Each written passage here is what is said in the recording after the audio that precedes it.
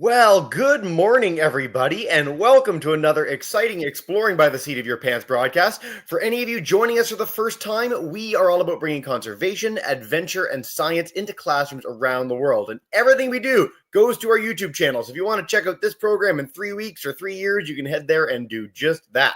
Now, this is like our fourth last program of 2024. We have done over 450 programs this year, all of which are on that YouTube channel. And it's just been so fun getting to showcase and celebrate the coolest scientists, explorers, and places on planet Earth. And it's especially fitting that we are wrapping up with one of our friends at Peak Discovery series. So we've been doing this series for several years now, featuring the incredible parks in the Alberta and British Columbia, just some of the most special places, not just in Canada, but the entire world. So today, I'm so excited to hang out with Kelsey and the team at Yoho National Park as we explore eyes in the wild, learning how we track and find incredible wildlife that lives in the mountains there. And I've got to say, I've done over 1,500 broadcasts, and I think that this is the most beautiful backdrop we've ever had in a live program ever. So, Kelsey, thank you for joining us and for taking us to the most incredible mountains of all time. Like, this is unreal. So, you rock. Absolutely. Thanks, Jesse, and thanks everyone for joining me here today. As Jesse said, I am live from beautiful Yoho National Park. It is a wonderful snowy day, and it's only about -6, so not too cold for this broadcast. My name is Kelsey.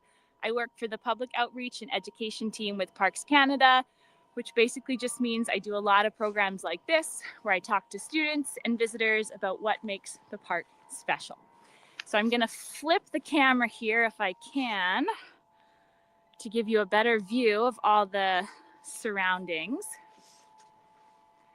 We'll do a quick little 360 view up at the mountain peaks.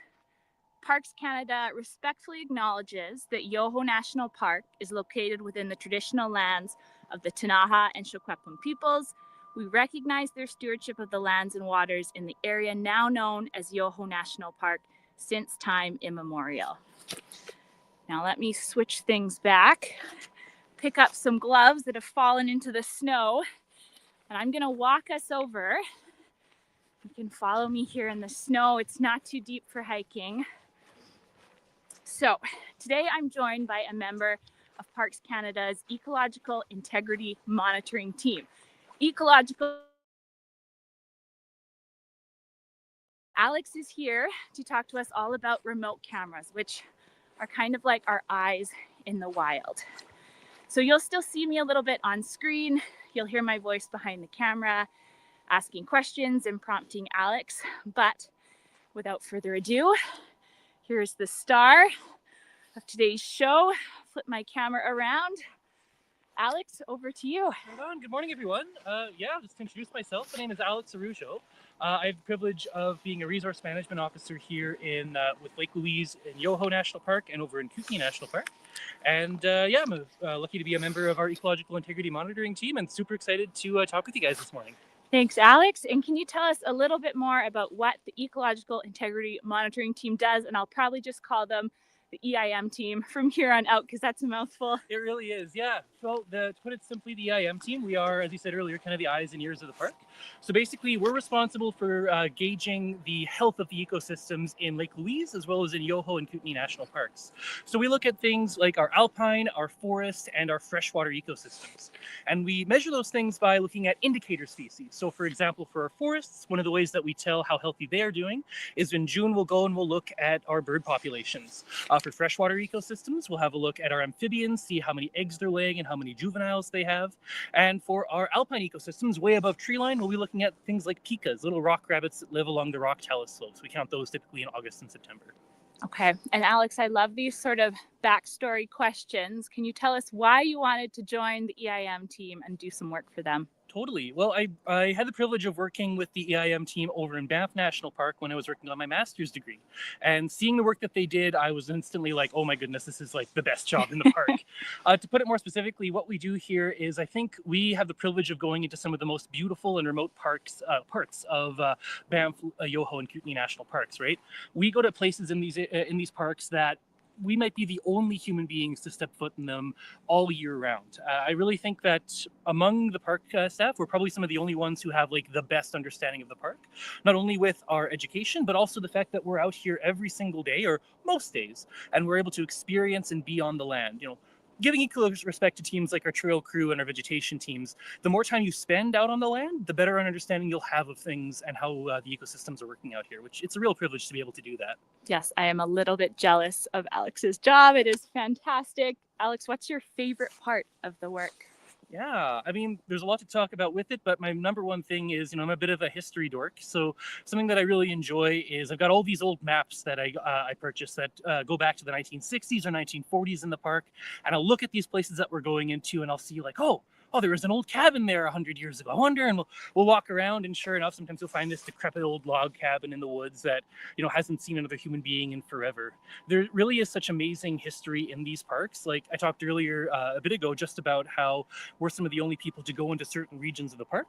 But you go back 60 years and there might have been logging trucks running up and down these roads. You'll find these old roads just sitting in the park and you're like, whoa, it's kind of crazy. You get this connection to the human history of the park. And that's just Western history, right? As far as like the full human story out here, people have been living and recreating and hunting in these parks since time immemorial. And to be able to be a part of that story that stretches back millennia and millennia is a real privilege to be able to experience firsthand. Yes, and speaking of history, I don't know if the mic is picking that up in the background, but there's a little bit of a screeching sound from, I'll do just a quick swing over there. I don't know if you can see it in the distance. There is a tunnel and a train moving through it. So if you're picking up a little bit of a strange noise in the background, a little bit of a high-pitched screech, that's a train moving through the park. Okay, let's dive in.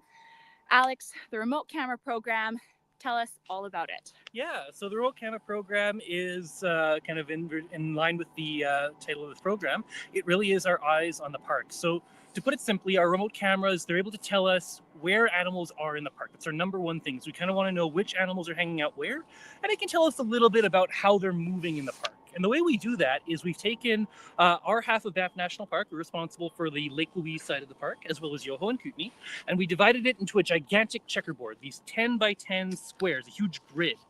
And it's kind of like looking down at a big game of chess or checkers, like I said.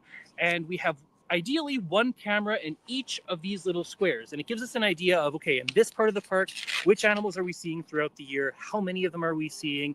And okay, where are we actually, can we connect the dots and figure out how they're moving throughout the park? So it's cool. It basically lets us kind of look down at things and get a really good bird's eye view about how things are going out here.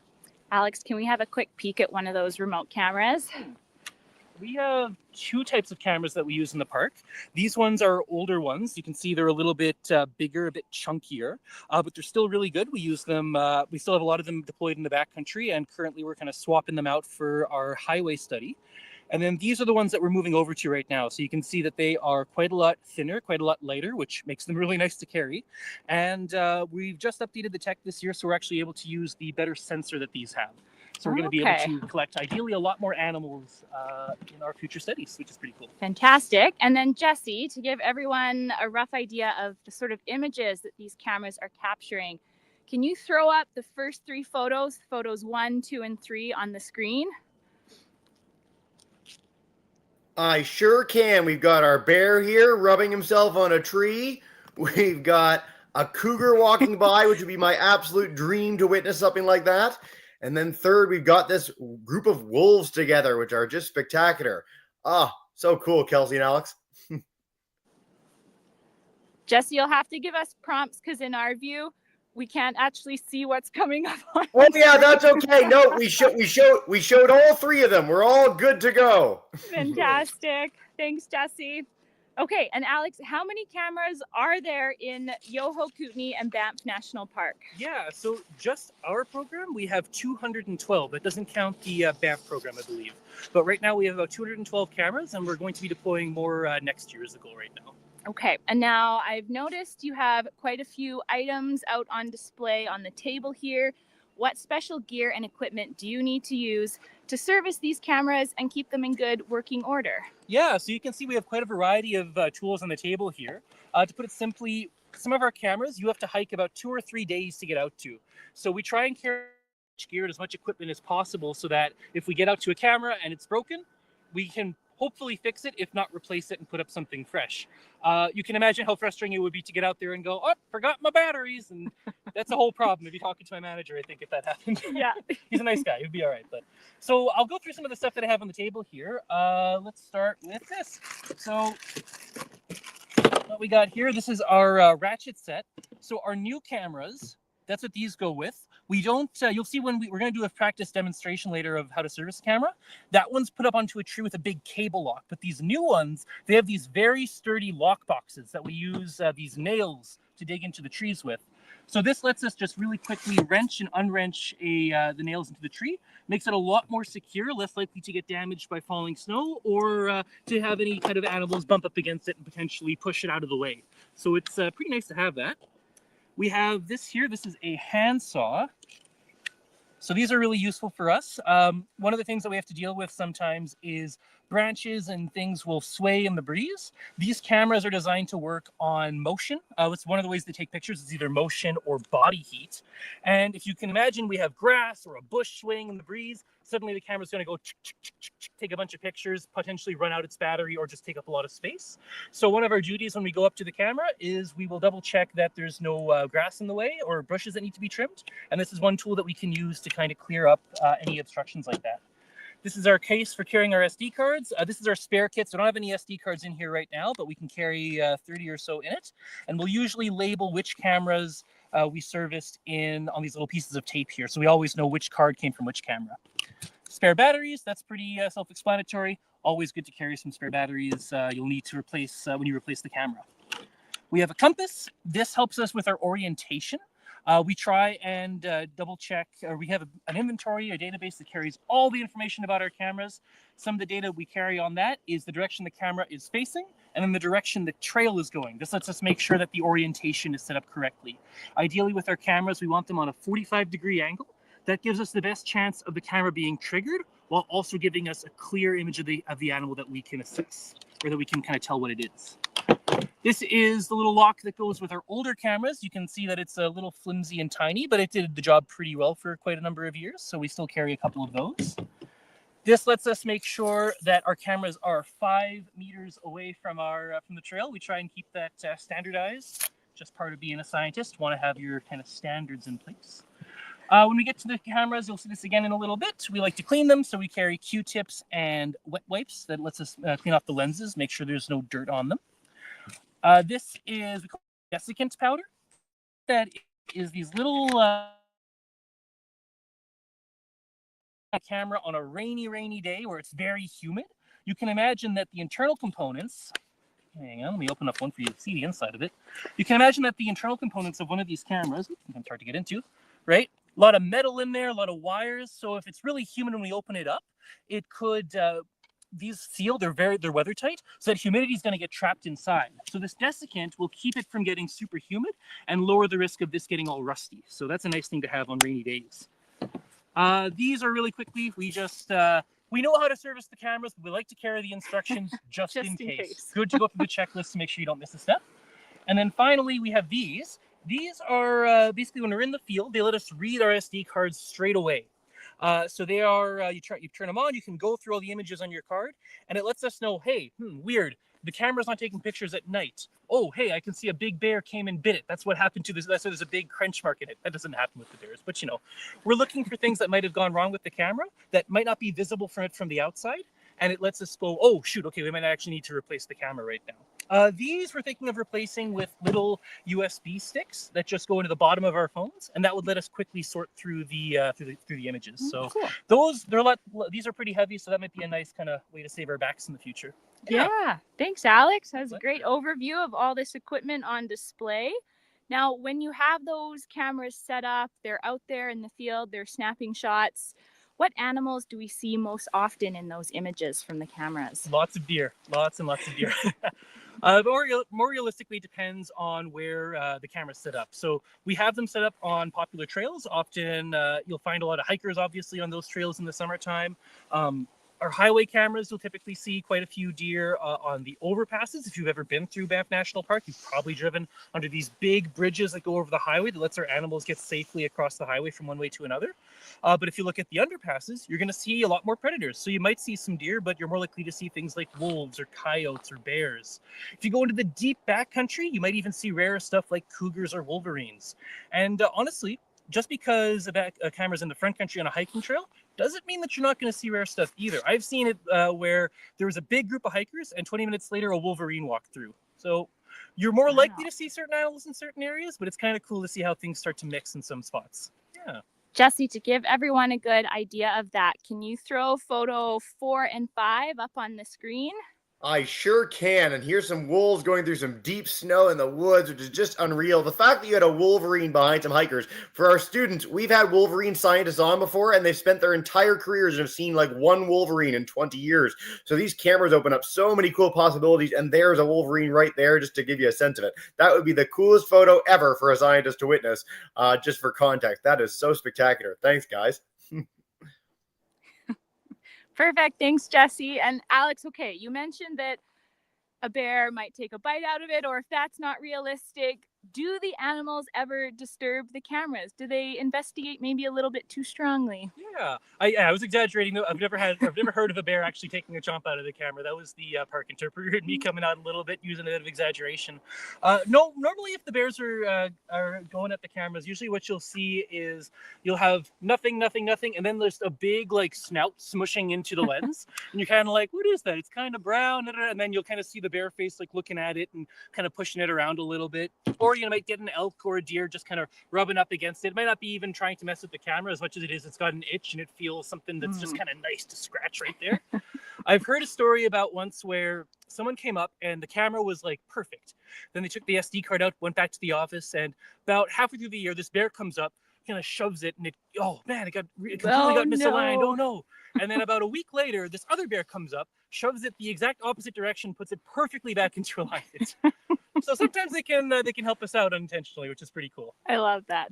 Jesse, this is a good time to show photos 6, 7, and 8 up on the screen and maybe prompt the students a little bit to guess what animals we're looking at. Ooh, okay. Well, StreamYard classes, and there are so many of you. What is our creature in the bottom left of this? If you want to type in the chat, Mrs. Beard's class, you guys are like right at the camera. So if you want to flick on your mic and you want to give a guess of what this guy is, I can come to you first if you want to chime in. What do you think?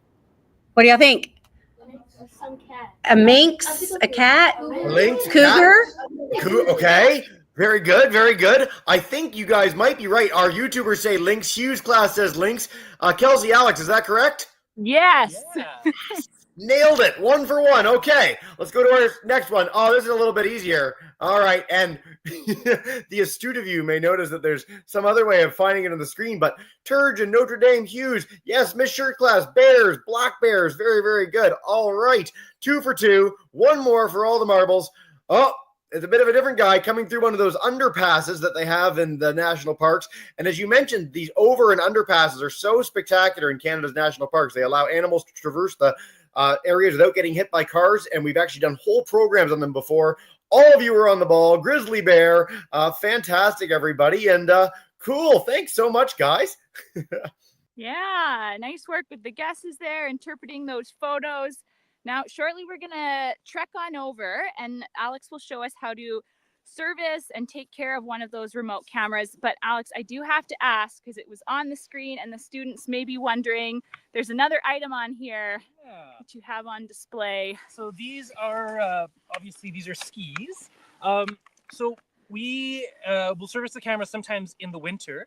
Today I'm not going to throw these on because it's time consuming and the camera's not too far from here. But you can see that we are dealing with pretty deep snow out here. So these are special kinds of skis. We have lots of different types that the crew use. I am not a very good skier, so I like to use these ones. These are kind of like a combination of a ski and a snowboard. You can see they're really, really big and flat, but they're also longer than a snowboard, so they can give you a lot of float without kind of sinking in. But they're not very good downhill. I was using them yesterday, and it was a little scary. I was like, running down the hill nice and fast. But I like them. You can actually use them just with regular winter boots, which is nice. And yeah, I'll probably be making a lot more use of these this year. But a lot of my colleagues who are really good skiers, you'll see them in like professional backcountry skis, just like tearing down the hill like nobody's business. Pretty cool. But yeah, this morning I won't bother throwing those on. It's a bit time consuming and we're not too far. Okay, perfect. So with that, let's head on over. I will follow Alex with the camera, and he's going to show us what they do when they go into the backcountry and they check up on these cameras and make sure that they're in good working order and collect all of those really important images from the cameras as well. So first thing that we would do, I'll kind of walk and talk a little bit here, but first thing that we do is we make a trip plan. So if we're going to be going somewhere deep backcountry out to a cabin, we'll send a trip plan to our dispatcher so they know where we're headed and kind of what our itinerary is going to be. Then when we get to our trailhead, if we're going by ourselves, we'll carry this GPS. Not only does this is a cool thing, it actually tells me obviously where my camera is going to be, but it has an inbuilt SOS system. So if something happens to me, I can press a button and it goes up into the sky and satellite lets someone know that I'm in trouble. But we also carry our radios, so we have lots of different safety methods here. So when I go out and I'm about to leave my car, I can call our dispatchers, let them know, hey, I'm going to be up in this area. Can you please give me a check-in in like 3 hours? If you don't hear from me, okay, send someone to come and look. But yeah, so we have lots of really cool safety checks and balances, which is really nice. So we get out here. We've been walking for kilometers and kilometers. We finally get to our camera. So this is one of the older ones. We got it set up with a zip tie. And when you get in front of the camera, you'll do a little dance like this. The reason we do that is we want the camera to always, or our image set to always maintain the first and last images should be of park staff. That lets us know that we've had a full years or however many months we've had it deployed, that full amount of images. It's kind of like a nice bookmark. We know exactly that we got it. So we always make sure that the camera has a second to catch us. And we come here. Now I don't have it set up right now. Like I don't have any batteries or anything turned on to it, but if I did, it would be in the on mode. So we would come up, it would basically be saying something like taking image 1 of 215 or whatever. I wait usually for that to finish up. I'll turn it off and then I'll flick it back on again. And it'll kind of go through a booting page and it'll let me know a status. It'll say, okay, I have 212 images and my battery is at 60%. So then as it's doing that, I'll usually take my backpack off. I've got another kit here. This is my personal kit. I'll have a little page in there that I use to record that information. So I'll take down how much battery was used up and how many images were used up. Now you guys might be wondering exactly why we do that. Well, imagine these cameras are designed to take thousands of images and still be good even for a full year. That's the idea behind them. So if I have one that's taken 100 images and it's down to 20% of its battery, well, that means that either someone didn't put fresh batteries in the camera or something's going on with it. Maybe it's drawing a bit too much power. That might be a reason for us to pull the camera and throw in a new one just in case. So I don't have them here, they're back on the table, but we always will carry a spare camera. Either if we're servicing one of the old ones, we'll carry an old one. Or if we're going to be either replacing an old one with a new one or servicing a new one, we'll carry one of the smaller ones with us. Kind of intuitive. All right. So yeah, left some of the stuff on there, but basically at this point what we would do, pop out the SD card. I would take it, place it into here. Then I take out a new SD card. You can see here all my chicken scratch. I've written down throughout the summer which different cameras I was servicing. Here, this one maybe is a little bit easier to see. So these are all of our highway cameras. So I'd already gone through and I scratch them off once I've taken the data off the card, and I know that it's a nice fresh card for me to use next time. So that goes in, and we would just pop that in there for later. Before, this is actually an important thing. Again, I don't have it set up right now, so I'm not going through the full steps. But let's just say I had the camera on. I've written down the numbers on there. I turn it off, and then the old card comes out, and the new card goes in. We want to make sure that the camera is off whenever we're messing with the SD card, just because it can corrupt the card and do some damage to the data that way. And then this is a little thingy I was telling you guys about. We pop that into our work phones, goes in like so. And then I can pop the SD card in. This is not going to have anything on it, unfortunately, just because it is a fresh card. But it'll read it. I can go to the USB drive. And yeah, there's no image data on there, but if there were, I'd have a bunch of different images I could scroll through and just make sure the camera's working well. So great. So I'm happy about that. I've looked at the camera. Sorry, I should talk towards you guys. Looked at the camera. Everything's looking nice and happy. I don't think I need to replace it or anything. So I would then swap the batteries out, again, while the camera's powered off, obviously. Put the fresh ones in, and then where did I put my little guys here? Oh, there they are. All right, my kit's a bit of a mess at the end of a long summer. But we have the lens wipes and the Q-tips. So what we're going to do with those is I would then come on up here. I would take this shield off of the front. This is designed to break it up a little bit so the animals aren't like, why is there this big dark void staring at me? So that we just put on afterwards. We'll take it off for now. Again, I don't want to waste material, so I'm not going to actually take this out. But to give you an idea, we would rip that open, scrub, oops, it's not fully set up, scrub, get all the dirt and schmutz off of there, do the same thing for our camera lens, do the same thing for the two sensors here. And then we take the Q-tip, and like I said, this is a weather seal, so it's basically meant to be completely waterproof. So we would run the Q-tip all the way through here and just get any of the accumulated dirt off of it. That way it keeps this rubber seal, you can kind of see the rubber right there, keeps that nice and fresh, and make sure that we don't have any water seeping into the camera to damage it. So that's a really important step. We try to make sure that that gets done every time. Okay. So once I've cleaned it, that looks good. I've fixed the batteries. I've done all of that. If, whoops, that comes down. There we go. Try and put it there. If I want to remeasure it, I usually like to. I won't do it here just for time's sake, but we'll take the compass. We'll do a quick measurement. We kind of aim our compass to make sure the camera is facing us. We'll mark down, okay, that's at 170 degrees, whatever it might be. I'll check it against what I wrote down in the office from our database. So, okay, 170, that hasn't been moved. Do a measurement to the trail, 5 meters, happy about that. So then all is said and done. We've kind of gone through the camera, everything looks good. You try not to lose all of your equipment in the snow for next spring, that would not be great. Ideal. That comes in, there you are. Awesome. So then I like to go one more time through my head. Okay, so I've gotten the batteries done. I've cleaned it. That looks good. SD card has been swapped. So what I'll do then is I'll power it back on. And you saw that I had that instructions sheet earlier, the ones that I was like, oh, we like to double check. That one of those instruction sheets goes through our settings. So the camera is set up in a very specific way so that all of our cameras are taking pictures the exact same way to make sure that it's scientifically rigorous. We want to make sure everything is, just the same way. And so we'll go through, we'll make sure that none of those settings were mislabeled or misdone.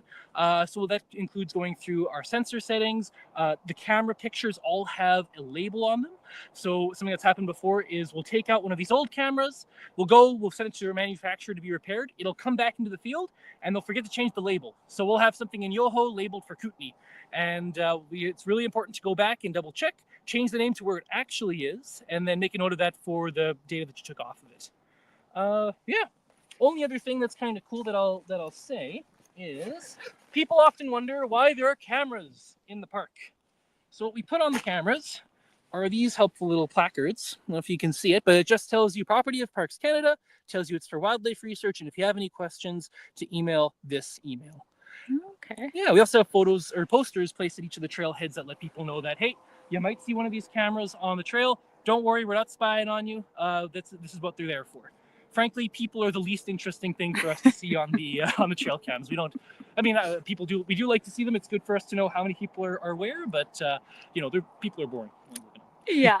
And Alex, I'm sure everybody tuning in noticed, for the ease of demonstration here, we've attached our remote camera to a sign here. Yes. Along the road. But where are these cameras typically mounted?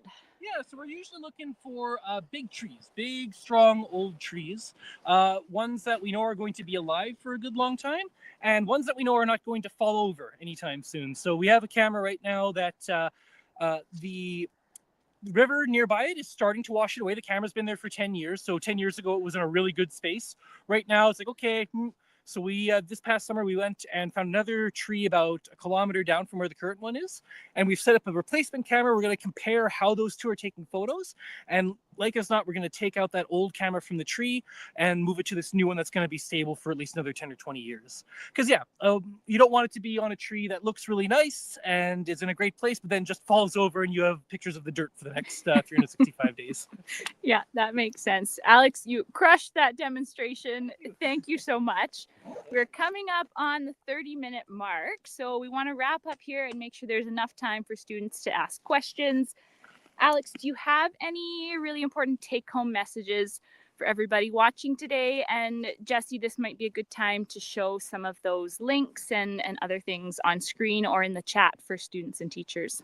Yeah, I mean, really, the biggest thing I can tell you guys is to stay curious. Like, head out into your backyard. It's pretty crazy. Even if you live in a really urban area, you might be surprised at how many different types of wildlife can live out there.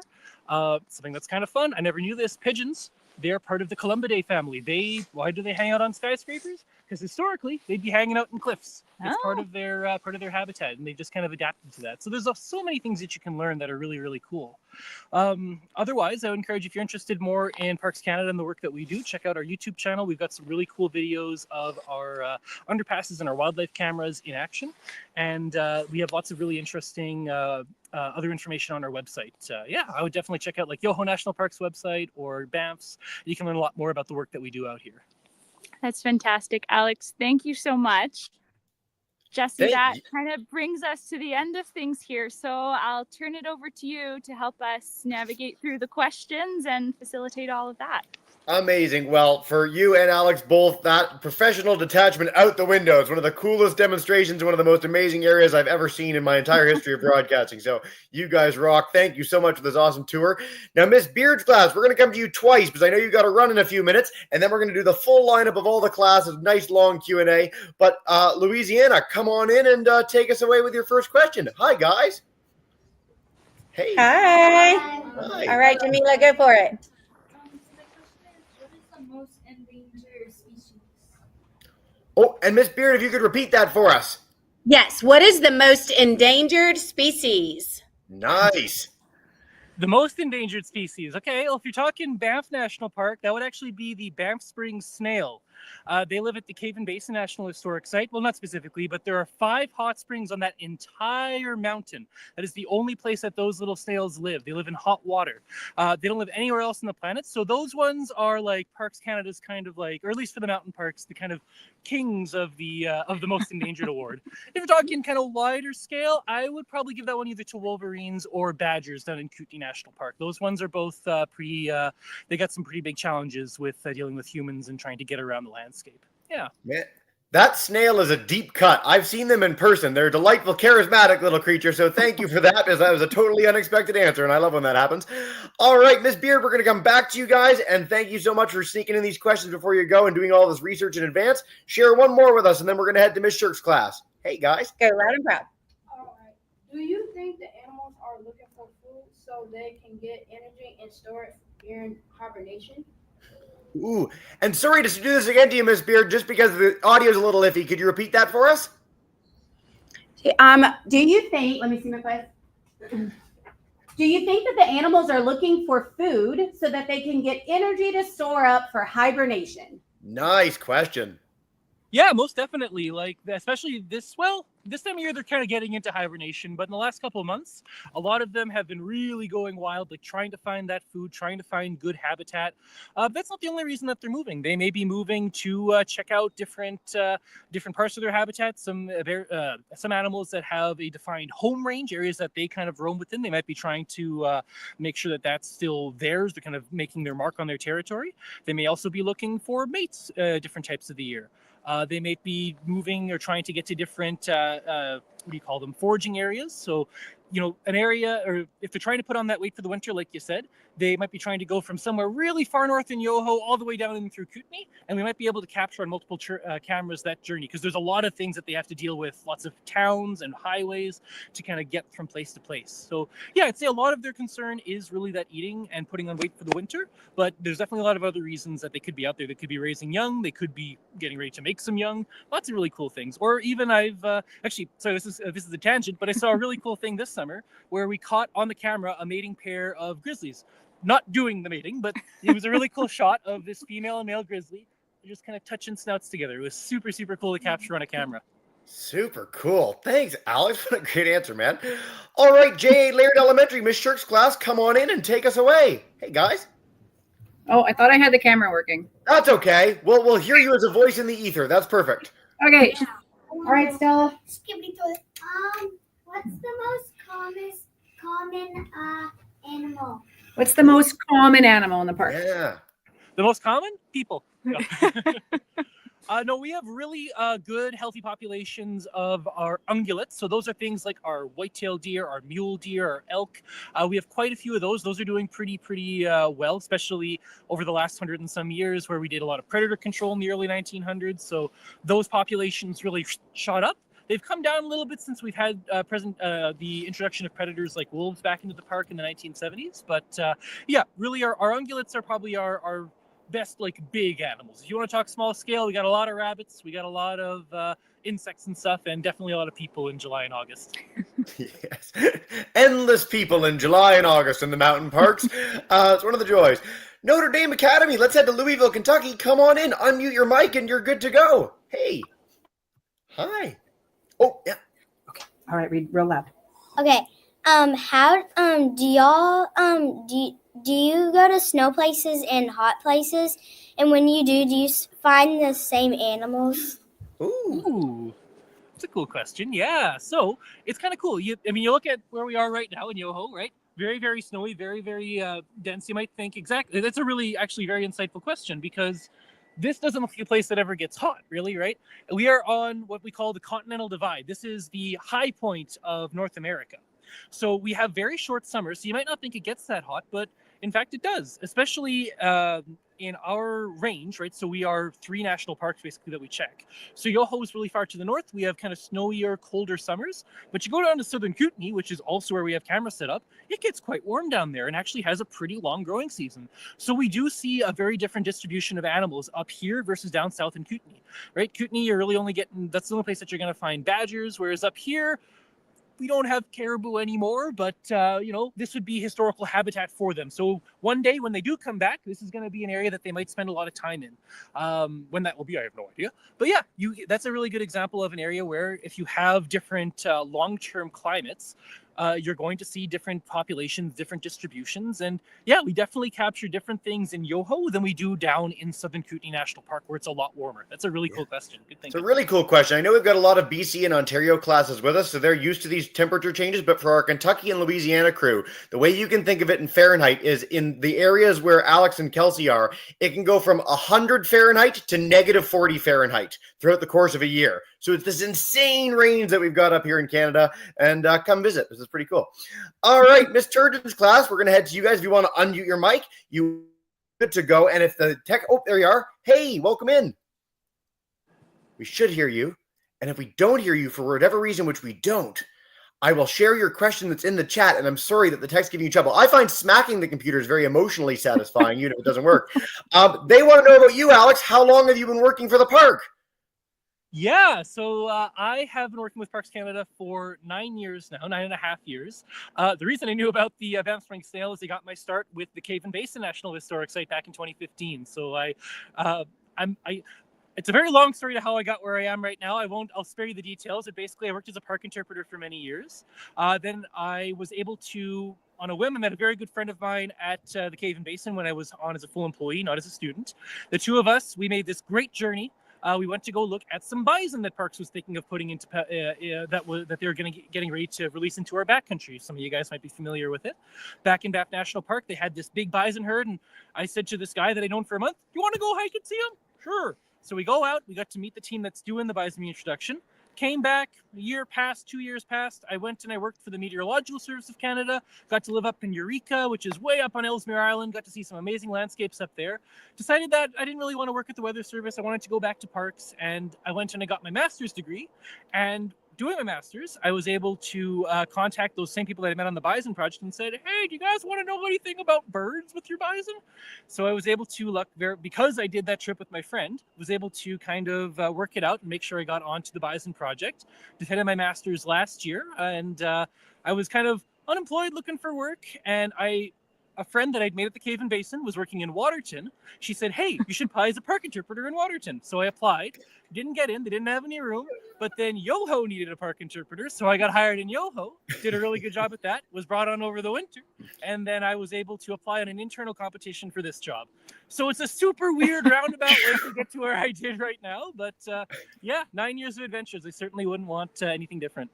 I would say so. The science communicator shuffle, and that is a pretty epic tour across Canada. Good for you. That, even by the usual standards, that's pretty amazing. So thank you for that question, guys. All right. I just want to note, folks, we've got about 5 minutes to go. We're going to try and sneak in 3 more questions before we do. But teachers, I'm going to send you all sorts of resources to keep the learning going and a cool little survey if you're willing to fill that out for us. But we are going to go to YouTube first and then Miss Hughes, and we'll wrap up with our Notre Dame Academy folks. Diana on YouTube wants to know, what do you do with the data you collect? What questions are you looking to answer? I know this could be a short or a really long answer. We'll do the short version of it, but it's a great question. Yeah, basically the camera data, we are looking at what animals are where in the park. We're looking at relative distribution of which animals, which species are we finding in different parts of our grid, right? That grid that I talked about earlier, the 10 by 10. We're looking at, which species are where. Very cool. Thanks, guys. All right.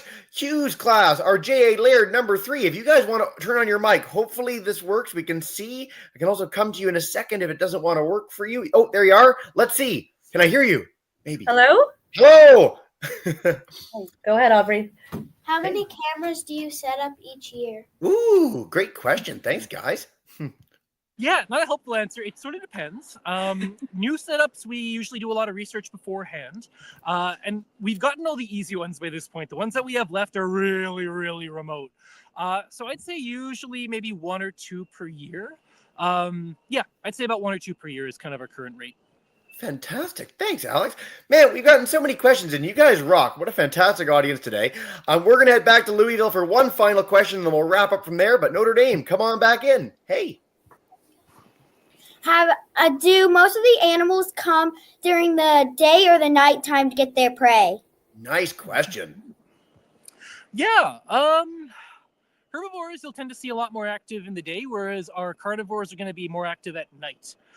Usually in the daytime, especially in the summer, it's too hot for anyone to really be moving around. So they're smarter than us. They'll go find a nice shady place and lie down.